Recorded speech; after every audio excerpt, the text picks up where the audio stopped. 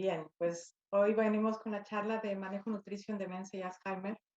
Este tema lo escogí porque es un tema muy complejo, porque a nivel nutricional implica un reto para el profesional de la nutrición, implica trabajar el día a día con el paciente, con el cuidador, con toda la familia. Vamos a empezar por lo básico, por las definiciones. Hablemos de que una enfermedad o trastorno mental es considerada o definida como la alteración de tipo emocional, cognitivo y del comportamiento, que afecta procesos psicológicos básicos que son la emoción, la motivación, la cognición, la conciencia, la conducta, la percepción. Deténganse aquí a pensar quiénes seríamos o quién es un sujeto que no tiene ninguna de estas sensaciones. Complicado convivir en el mundo actual, ¿no? La demencia, dentro de estas enfermedades o trastornos mentales, se le considera o se le define como cambios en la memoria, en el pensamiento o racionamiento del individuo. Y también aquí está la clasificación, o dentro de demencia se encuentra el Alzheimer. El Alzheimer, a su vez, se define como la enfermedad cerebral progresiva, secundaria al daño o muerte de las células nerviosas.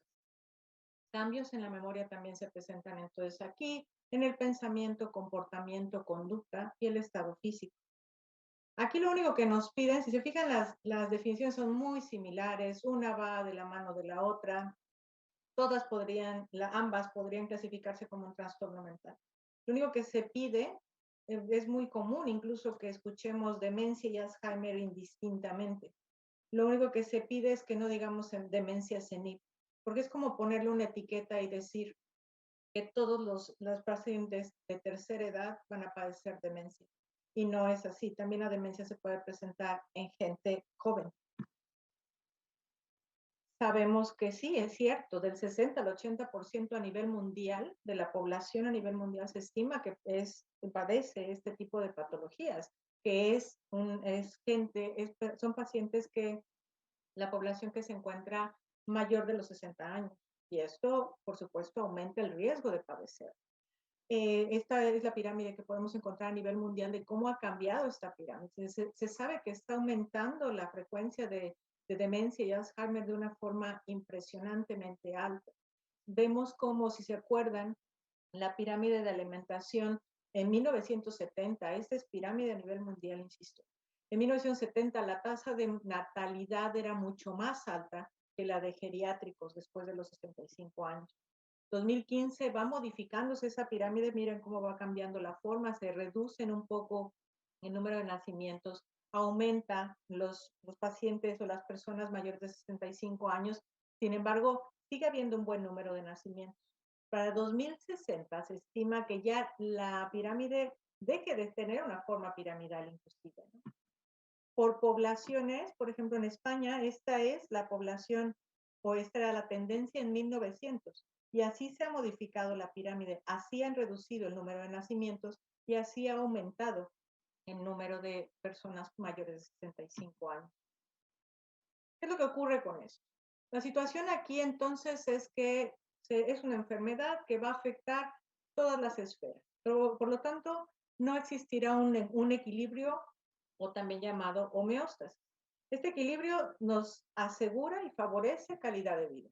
¿Qué requiero para él? Que exista un balance entre la parte física, la mental y la social. Que el individuo pueda desempeñarse en cualquiera de estas áreas, que tenga una salud en cualquiera de estas áreas para poder convivir y desarrollarse socialmente. ¿Qué pasa con esto? Que este tipo de patologías van a condicionar y van a dañar el estado mental, alterar el funcionamiento físico, por lo tanto, dañando la vida social. Esto dañará, por supuesto, de forma importante la calidad de vida del paciente. Si hablamos de cifras de demencia, el Alzheimer es la forma más común de demencia, como decíamos. Representa el 60 al 70% de los casos. Cada año se registran 10 millones de casos nuevos. Entre el 5 y el 8% de la población general son mayores de 60 años, decíamos, y se sabe que sufren demencia en alguna etapa de su vida. Las causas no las tenemos claras. Se sabe que puede haber antecedentes y ciertos factores genéticos, ambientales, que lo predisponen, que se desarrolla de forma crónica, progresiva e irreversible. Pura no existe. Esta prevalencia y este número de pacientes ha aumentado de forma alarmante y sabemos, por supuesto, que es una enfermedad que ataca directamente al cerebro. El objetivo entonces, de ahí su complicación. El objetivo entonces es que para el apoyo nutricio trabajemos en reducir la velocidad con la que se expresa la enfermedad a través de los nutrientes. Ese es el reto mayor en los pacientes que sufren de demencia o Alzheimer. Nuestro reto es hacer una valoración adecuada, saber qué mecanismos se van a ir deteriorando para ofrecer los nutrientes correctos en el momento adecuado. Y entonces también aquí, por el tipo y las características de patología, tendremos que pedir ayuda a los pacientes, familiares o cuidadores. Sabemos que va a tener una evolución que podemos clasificarla en temprana, que normalmente pasa desapercibida.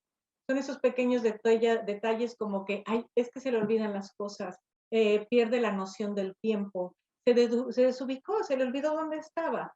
Es una complicación que la tenemos todo. Ah, es que estoy estresado y lo justificamos todos. La situación es que esto se va comprometiendo más cada vez al paso del tiempo. Aquí en este momento se sabe que en la etapa temprana se ha observado que la neurona acumula más hierro y no genera neurotransmisores en la etapa temprana. El hierro va a bloquear la producción de neurotransmisores, por eso en esta etapa, si sabemos que el paciente tiene antecedentes, si sabemos que empieza a presentar síntomas, que ya hay familiares que la han padecido, cuidado con el manejo de hierro, mejor no darlo. En la etapa intermedia, a medida que la demencia evoluciona, los signos y síntomas ya se hacen más evidentes, por supuesto.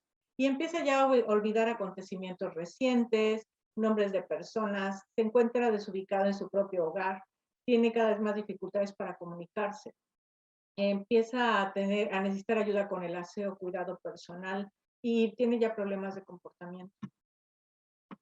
En la etapa tardía, ya en esta última etapa ya es una dependencia prácticamente total.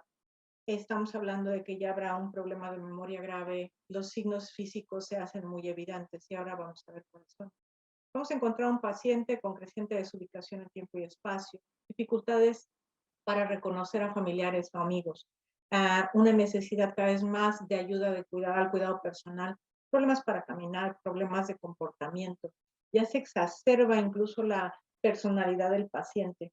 No necesariamente un paciente que tiene un carácter muy fuerte en la edad adulta se vuelve muy dócil en la edad geriátrica y más se presenta demencia.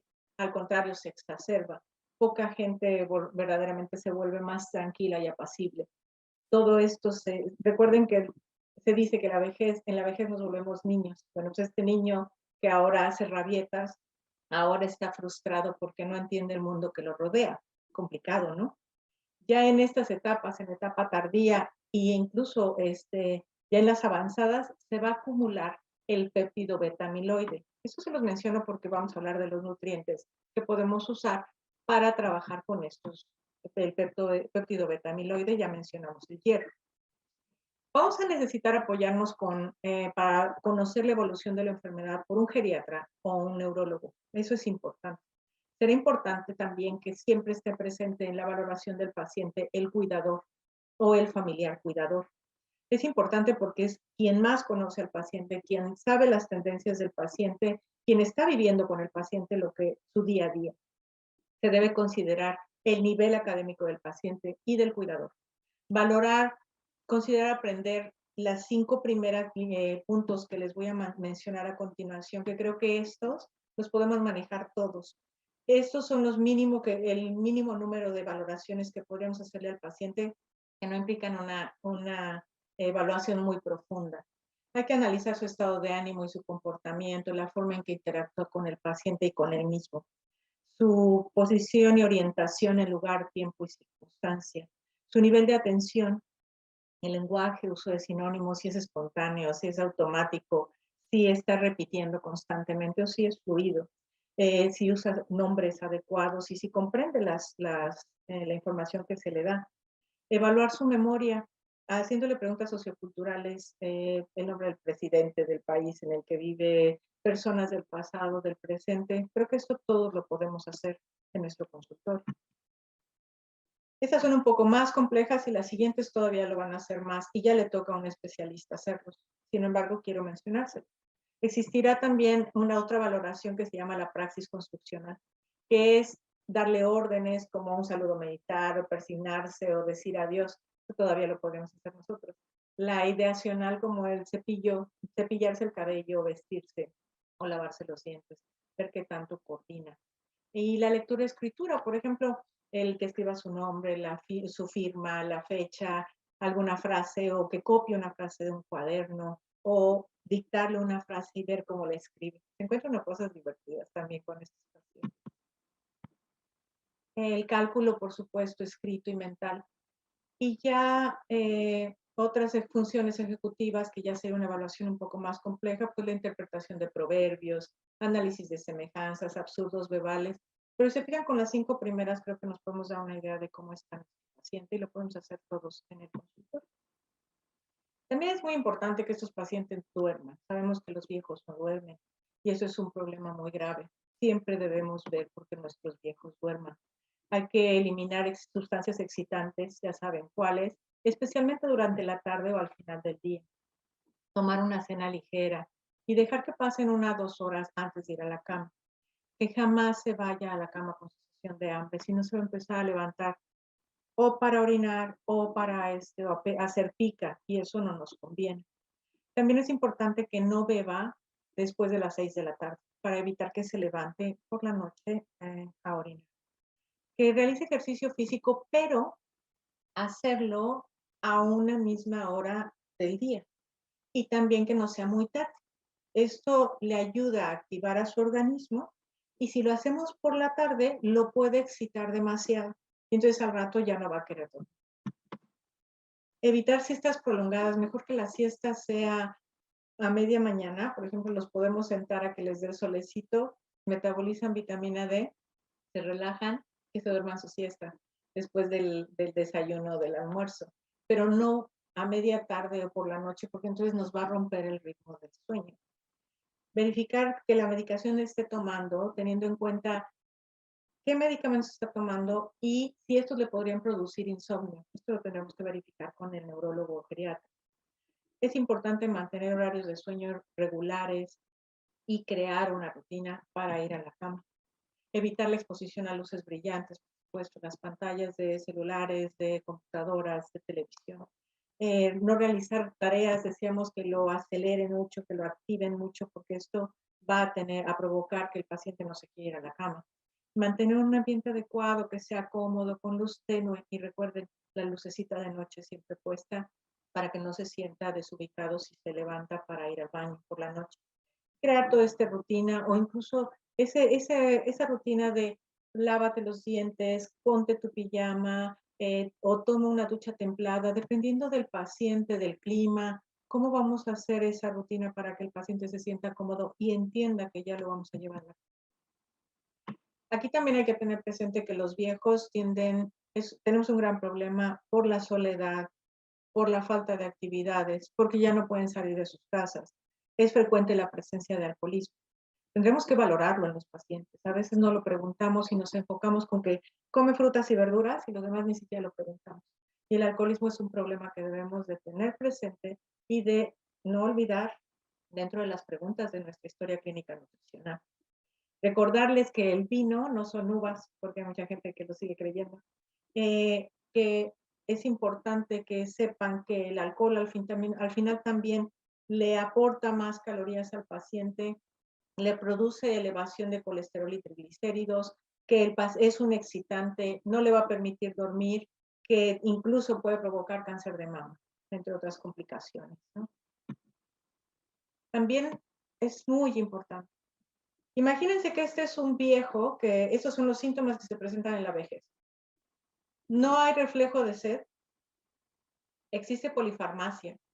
Estreñimiento y diarrea es frecuente, puede tener una diarrea ahora, otra mañana por la mañana, pasado lo mismo, y después no volver a tener diarrea en semanas. deficiencia de factor intrínseco, lo cual nos provocará problemas para la digestión de alimentos. Como ustedes saben, el factor intrínseco se produce en el estómago y entonces, y por cierto, aquí podríamos dar una combinación de complejo B, B1, B6 y B12, y esto nos ayudaría a estimular la producción de factor intrínseco, solo como dato curioso. Se reduce la producción de saliva también en nuestros viejos. Se disminuye la secreción de bilis. Entonces, de pronto estamos queriendo que coma normal, bien, maravillosamente, y ni siquiera tiene las condiciones fisiológicas para hacerlo. Entonces, nosotros tendremos que adaptarnos y ajustar nuestra alimentación y las indicaciones que demos para que él pueda digerir.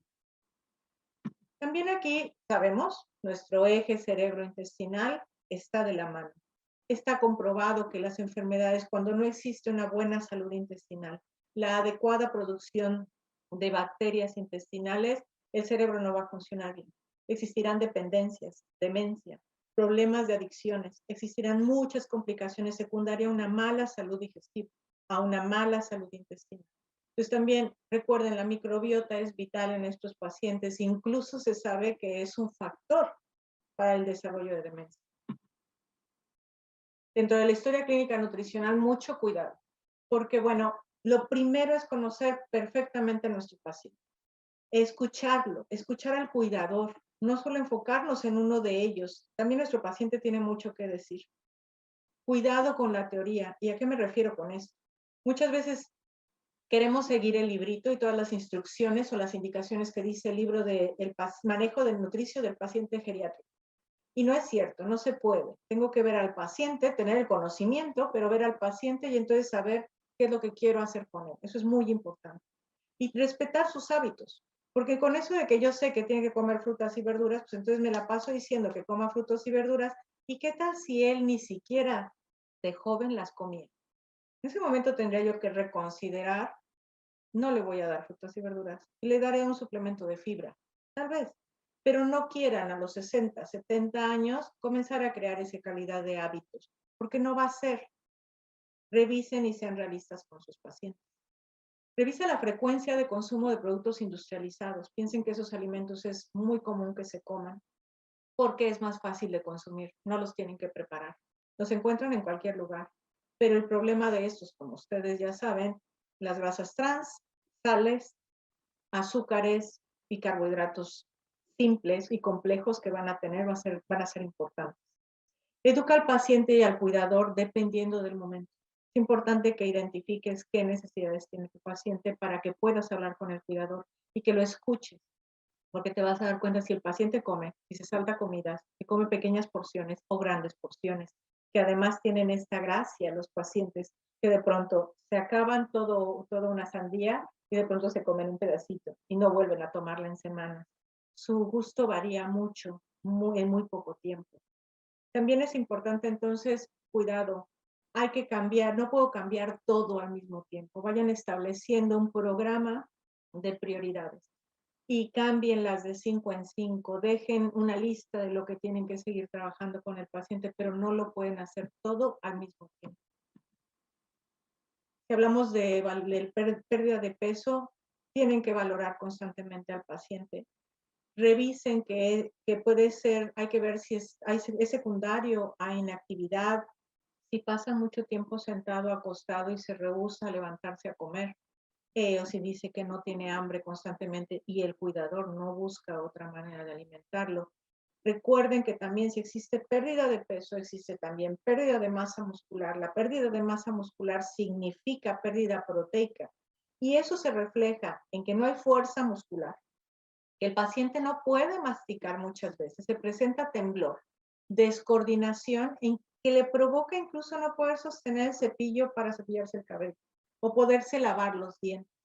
Esas actividades mínimas se van a ver limitadas por la pérdida de peso y pérdida de masa muscular. Aquí usaremos todos los utensilios que podamos emplear para ayudar a nuestro paciente a coordinar mejor mientras él lo pueda hacer, aunque sea la sopa que él la tome solo. Ya desafortunadamente irá avanzando a tal manera que ya no pueda después y solo tenga que ser alimentado con ayuda. Es importante fraccionar las dietas. Recuerden que los viejos comen poco. hay que fraccionar la dieta, reducir el consumo y el volumen de alimentos, revisar qué cantidad de agua, de líquidos, de alcohol está consumiendo, los horarios de siesta, como dijimos, las horas en las que duerme por la noche, reducir el exceso de calorías, de carbohidratos, de comida basura o chatarra, ayudar al cuidador a establecer las rutinas. Esta es la base del cuidado de los pacientes, ponerlos con una rutina. Y si bien esto es maravilloso y esto es lo que tenemos que decirle al paciente y al cuidador, recuerden que las cantidades se van a reducir, tal vez a la mitad, y entonces yo tenga que fraccionar la dieta. Pero también recuerde que el paciente tiene poca actividad física, desafortunadamente en mayor número de los pacientes, y que también el estómago va a soportar menos, va a digerir con mayor dificultad, ya hablamos del factor intrínseco, entonces reduzcan las cantidades, mejor fraccionen la dieta y consideren el proceso digestivo del paciente. También los ejercicios. Si el paciente no puede salir y el paciente no puede caminar, también esa pérdida de masa muscular le provoca debilidad al paciente. Y entonces, ¿qué vamos a hacer? Ajustarnos. Si el paciente no puede caminar por largas distancias, que lo haga en su casa, en un corto espacio. Pero si no puede, tampoco tiene ya problemas de fragilidad, tiene problemas de coordinación, no voy a poner a que se mueva y además vaya moviendo brazos, brincando, saltando, porque no lo va a lograr, se va a lastimar. Entonces, lo siento, y sentado doy las siguientes instrucciones. Entonces, tendría que ajustar el ejercicio, pero ustedes saben que si hay ejercicio, va a asegurar que las proteínas que lleguen se acumulen, se queden en el organismo y me ayuden a aumentar de peso o por lo menos no bajar de peso. Entonces, es un adulto frágil, lo sabemos, y será importante que el paciente, que vayamos ajustándonos a él. El manejo nutricio se va a ir ajustando de acuerdo, yo lo junté, en realidad son 4 etapas, pero yo lo junté en 2, porque me parece que son similares y que podríamos, de cualquier manera hay que valorarlo regularmente. Pero estaríamos entre la prevención y la etapa temprana. Aquí es importante cuidar la calidad de la alimentación. Sí, aquí sí viene toda nuestra teoría, pero hay que ajustarla, ¿ok? En donde vamos a hablar revisar el consumo de frutas y verduras, los pescados, los lácteos, los frutos secos, los aceites vegetales, el té, todo. Ya sabemos, toda la parte de fresco, recién cosechado, bonito, sí. Aquí lo vamos a valorar. No estoy diciendo que el paciente se lo coma. Vamos a valorar si lo consume y vamos a valorar qué tanto consume y si le gusta. Y si no, comencemos a buscar alternativas. Si hablamos de la prevención y etapa temprana, los ingredientes, junto con la valoración del consumo del paciente, no olviden que aquí se tienen demandas adicionales tanto por el consumo de medicamentos. ¿Sabían ustedes que el medicamento que se toma para el uso, para reducción del colesterol, también reduce los ácidos grasos omega 3, que también protegen el colesterol y protegen al corazón? Bueno, entonces será importante dar ácidos grasos omega 3 y sabemos que nuestros pacientes frecuentemente están consumiendo este tipo de medicamentos. Recuerden que los ácidos grasos omega 3 van a proteger además la función cognitiva y la estructura de la neurona. No les voy a mencionar las dosis, vayan tomando nota. Los folatos, es decir, el complejo B, B6 y B12, protegen a nivel del sistema nervioso y forman triptófano. Ustedes saben que eso permite un mejor desarrollo y funcionamiento cerebral. La vitamina C y E, importante combinarlas para este tipo de patologías, porque se potencia su acción antioxidante, mejora la cognición y mejora la calidad de las terminaciones nerviosas. Si hablamos de vitamina A o betacaroteno, mantiene la función del sistema nervioso central e inhibe la formación de amiloides. ¿Se acuerdan que hablamos que en alguna etapa se producían de forma importante e intoxicaban? En esta misma etapa, nunca se les olvida la vitamina D3. Ayuda en la neurotransmisión, neurogénesis, sinapsis, evita nuevamente la acumulación del amiloide, previene la apoptosis celular. Y también nos ayuda ese siempre debe ser la primera vitamina que empleemos en nuestros pacientes. La coenzima Q10 aumenta la dopamina, ayuda a la transmisión nerviosa, protege la vaina de mielina, imagínense. Podemos también usar colina, que es un precursor es un neurotransmisor de acetilcolina. Nos ayuda para controlar el déficit de neuronas colinérgicas y que producen la pérdida de memoria. El magnesio controla la densidad y plasticidad sináptica, la presión arterial, el metabolismo de la glucosa y la insulina, así como el deterioro cognitivo. Entonces es importante no dejar fuera estas vitaminas, no dejar fuera estos nutrientes, porque nos van a ayudar con los pacientes. El zinc, como ustedes saben, se encuentra en elevadas cantidades en el cerebro.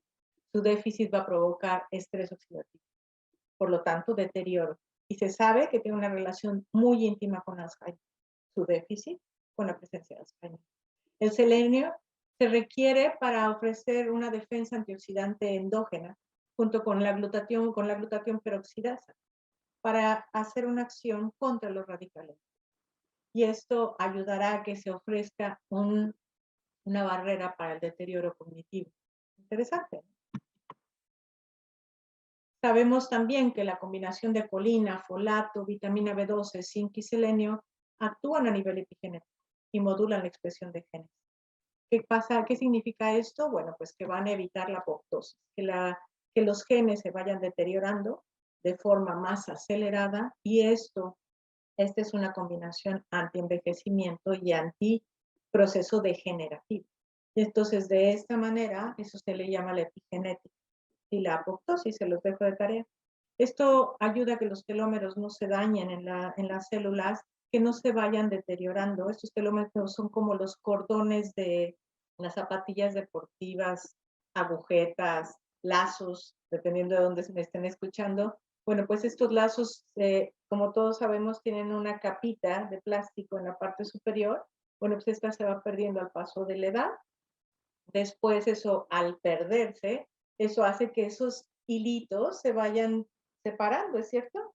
Entonces, bueno, pues eso es lo mismo que pasa en los telómeros, así se llaman, son unas X que en sus puntas tienen estas cubiertas que se pierden al paso de la edad y con la falta de nutrientes adecuados se van deteriorando. Poco a poco se van deshilachando, se pierden los hilos y eso provoca una degeneración genética y a nivel corporal.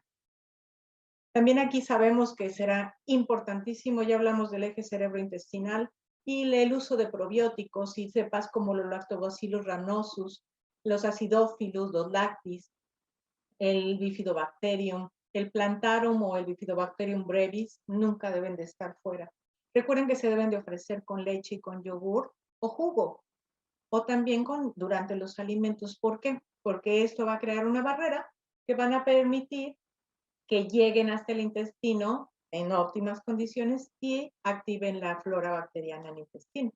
Hay que ofrecerlos también siempre, por favor, siempre considérenlos usar después o durante la toma de antibióticos. Sabemos que los antibióticos van a barrer la flora intestinal.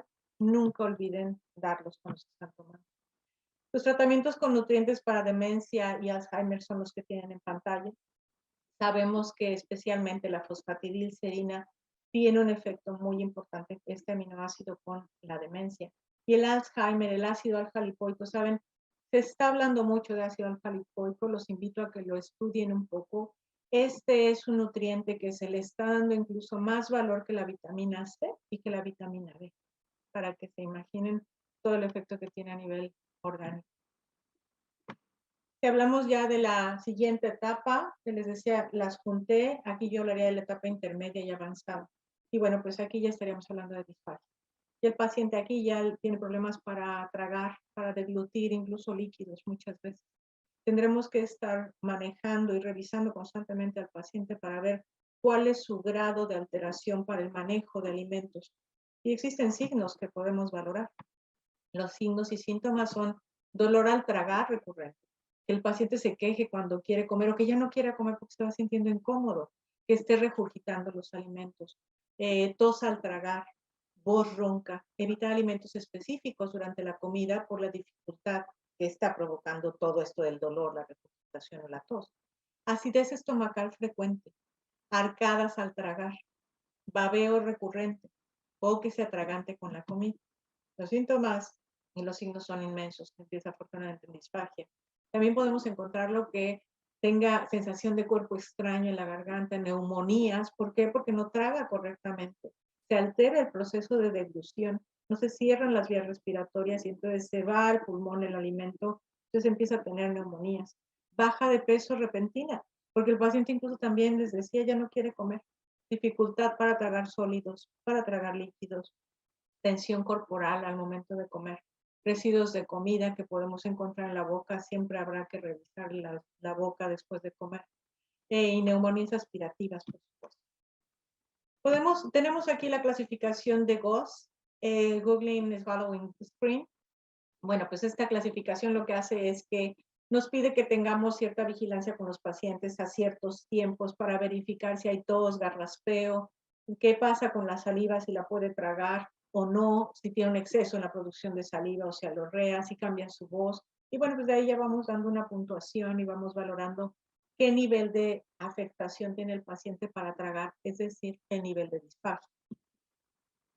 Para eso también a nivel europeo se ha desarrollado la IDD-SI, que es una asociación que se encarga del manejo de disfagia.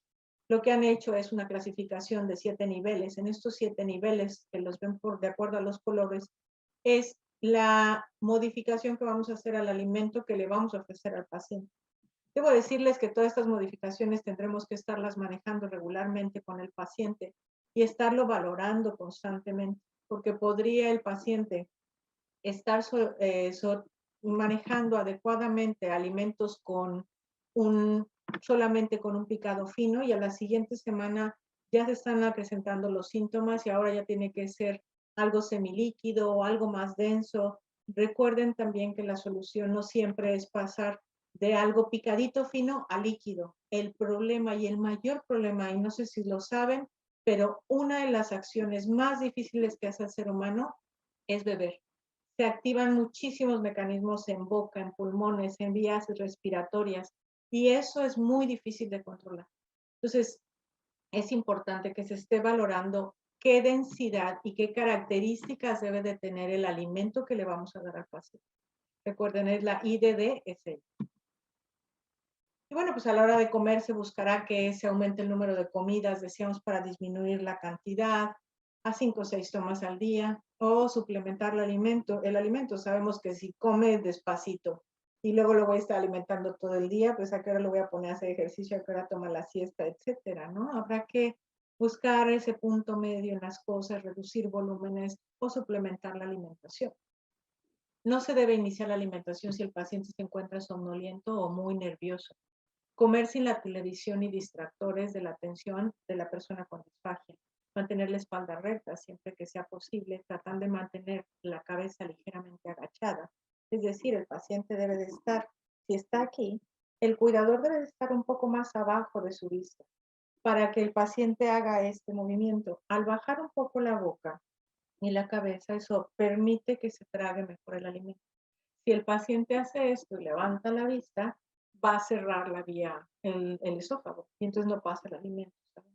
Entonces son pequeños detalles que habrá que valorar cuando estemos tratando a un paciente. Todas estas son las indicaciones que tengo para el paciente. Habrá que revisar, nunca usar jeringas o pajitas, que es una de las soluciones que se tomaba antes. Tomar el alimento, ponérselo de lado, y eso puede provocar que el paciente tenga un problema de aspiración. Todo esto se tendrá que ir valorando y tendrán que revisar el manejo de disfagia de los pacientes y promover, por ejemplo, esto es algo muy útil, los ejercicios y praxias bucolingofaciales. ¿Qué son estos? O sea, hacer caras, hacer caritas. Bueno, pues esto puede ser divertido para los pacientes que se vuelven niños y recuerden que con la pérdida de peso, con una mala alimentación, desafortunadamente empiezan a bajar de peso y decimos, la pérdida de proteínas también hace que sea difícil incluso hablar, tengan poca coordinación, porque también tenemos músculos en la cara. Entonces será importante fortalecerlos con esos pequeños ejercicios, jugando con el paciente para que el paciente pueda ir ejercitando su lengua, la deglución y asegurar que la mantenemos estable. Y ya en la etapa avanzada, pues el manejo con nutrientes y demencia, de aquí tengo otra vez la fosfatidilcerina, por supuesto la carnitina no puede faltar, la B12, la colina y la vitamina. Y solo ya casi para terminar, estamos hablando también de que el paciente debo de tratarlo con el cuidador. que puede ser un familiar y que puede ser, o que puede ser una persona pagada para ello.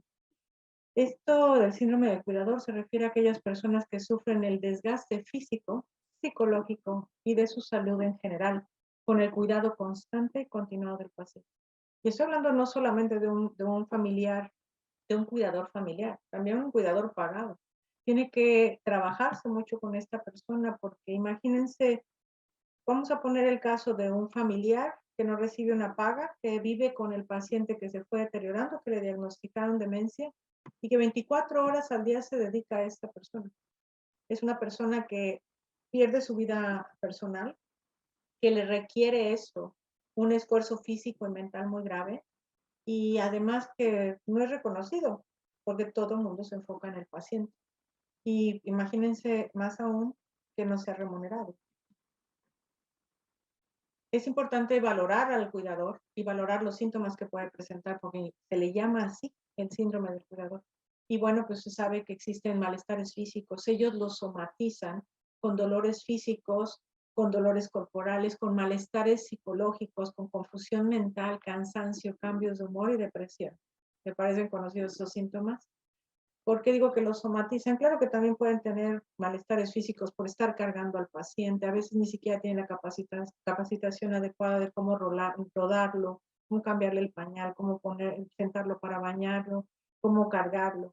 Todas esas cosas es importante que valoremos que verdaderamente el cuidador está teniendo una adecuada atención, está liberando el estrés, está manejando de forma adecuada todo lo que siente y lo que vive en el día a día y que alguien lo está apoyando. Y el cuidado en los últimos días, para cerrar con un tema muy complicado. Cuando hablamos de bioética, sabemos que todos consideramos la alimentación como algo vital. Es un placer comer, es un placer sentarnos a la mesa con la familia, compartir nuestro día a día, disfrutar los alimentos. Pero ¿qué pasa cuando este paciente ya se está deteriorando a tal grado que ya ni siquiera puede alimentarse? ¿Cuál es el momento adecuado para decidir quitarle la comida al paciente? ¿Es ético? ¿Es vil? ¿Cómo lo manejaríamos? Sería muy importante considerar la hidratación del paciente. A veces estamos tan enfocados con que hay que alimentar al paciente, pero si ya estamos hablando de los últimos días en que el cuerpo está luchando y tiene tantas prioridades y tantos frentes abiertos, ¿ustedes en verdad creen que la comida es lo vital? Tal vez el manejo del dolor y la hidratación sean lo básico en este momento, sean lo mínimo necesario para vivir, no la comida. Tenemos que quitarle el valor sentimental a la comida ya en este momento, no antes, pero aquí sí. Y sería importante valorar y evitar entrar en esas discusiones en donde sufrimos cuando hay que quitarle el alimento, pero también tenemos que darle prioridades y paz al paciente, ¿no creen? Hay que analizar la situación clínica, la opinión del paciente si es que se puede tomar en cuenta y la de la familia, por supuesto, del cuidador, los medios y recursos que tenemos y la comida, entonces quitarle ese componente. Hablar de la nutrición enteral o parenteral cuando sea necesaria y si no, decíamos, quedarnos con hidratación y manejo del dolor. Cuando se hace en los momentos adecuados y se valora la condición del paciente, se sabe que si para él la hidratación ocasiona la muerte entre 5 a 15 días en función del estado de los signos vitales. Parar la nutrición ocasiona la muerte entre 40 a 60 días. Y esto es a veces lo que nos detiene. Pero tenemos nuevamente que hablarlo con el neurólogo, hablarlo con el geriatra, con el cuidador y los familiares y tomar la decisión más humana. ¿Alguna pregunta?